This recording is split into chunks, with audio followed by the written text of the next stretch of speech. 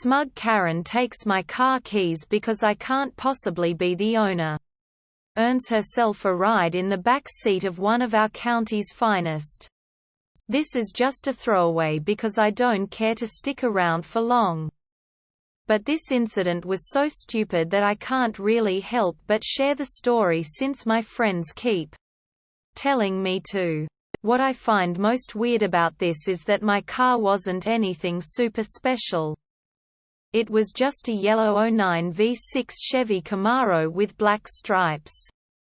When I bought it, it was super cheap because the passenger side door had been smashed in somehow and there was already 130,000 miles on the odometer. But the title was still good somehow. No idea why, nor do I really care. It was sold to me via a proxy. All I know was the car looked like a good deal, so I bought it. A friend of mine who works in auto body fixed it for me. He said that most of the damage was to the door itself. And I just needed a new door after he made a few tweaks to make sure everything was straight. Together we managed to find a door at a salvage yard that was the same color. A little work and the car looked almost new. And it became my fun ride to commute to work or drive around when I didn't feel like using my other car. I didn't do any modifications to it. I'm not one of those guys that's into speed or crazy mods. I liked the car because it looked cool and the gas mileage wasn't so bad with the V6. In fact, I wanted a V6 Camaro because I heard that they're usually in better condition than ones with a V8. Because people drive the V6 more for looks than power. And don't gas it as much. I drove that Camaro for a year before running into a random Karen at a supermarket last year in September. Those places tend to draw Karens in regularly.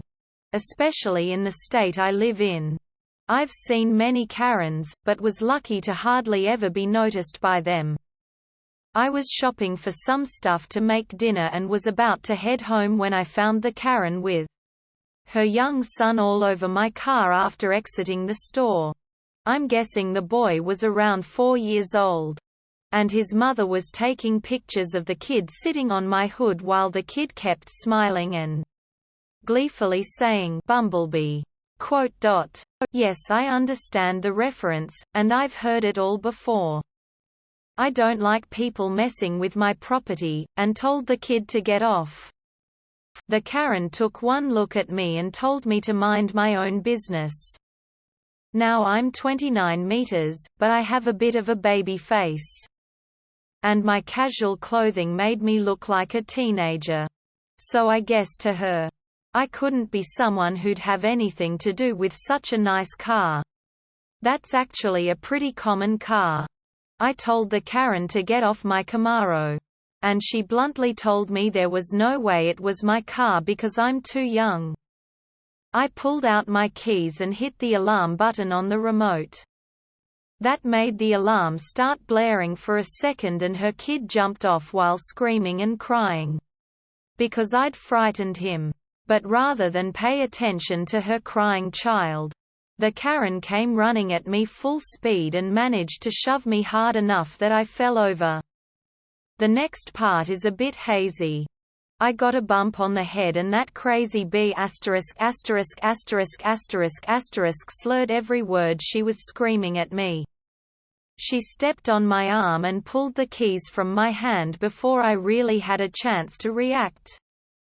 Though she didn't really hurt me much.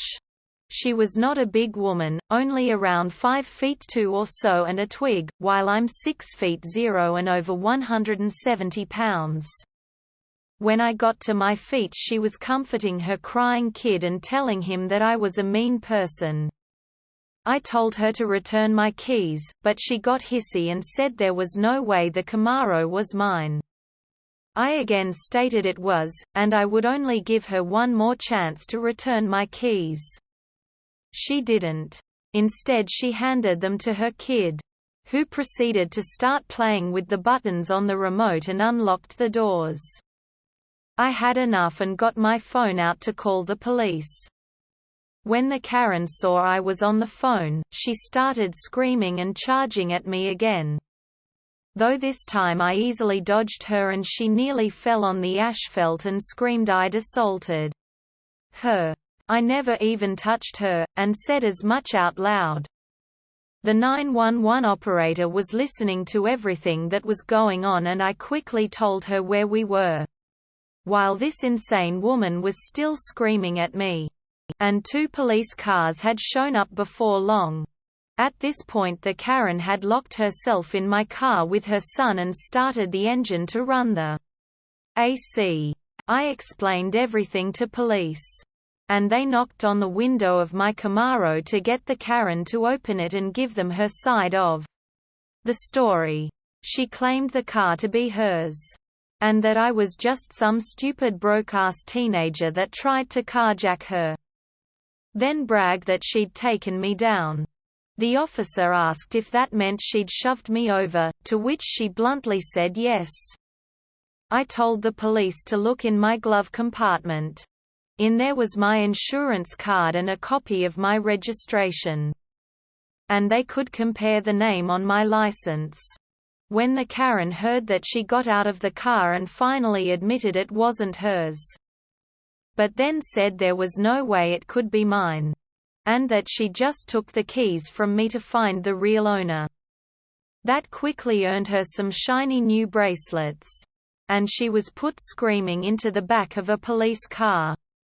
The parking lot had cameras, so it was easy to prove the assault.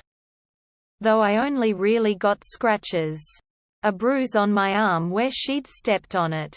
And a small bump on the head. After the Karen was taken back to the station, they found she was high on drugs. Which explains why she was so nuts. I of course pressed charges. Though my testimony wasn't really needed since the police had both CCTV from the parking lot and the audio from my phone call. It turned out to be the Karen's 3rd offense and she got 2 years in prison. Oh, and her kid was taken from her. The whole incident made me rethink owning the Camaro because it had been a magnet for people that bothered me a lot. So I sold it. Basically got back everything I had into it anyway. So I broke even. I doubt I'll want to own another sports car again.